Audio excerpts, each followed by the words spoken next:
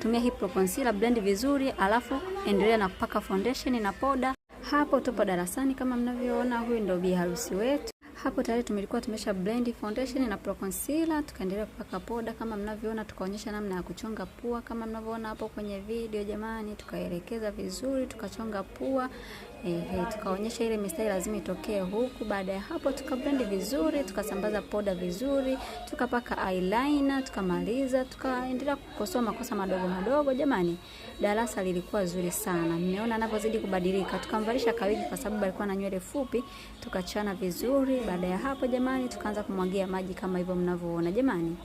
Makeup ni Pro Concealer. Pro Concealer au concealer unavyoitanguliza kwenye ngozi haiwezi ikachuja hata mara moja. Ukimsafisha tu mpake primer, baada ya hapo mpake Pro Concealer au concealer, blend vizuri kabisa na sponge yako. Baada ya hapo ukifuata hatua nilizokuambia, yani ni uhakika hata akitoa jasho kiasi gani makeup haiwezi kuharibika, bado itabaki hivi hivi.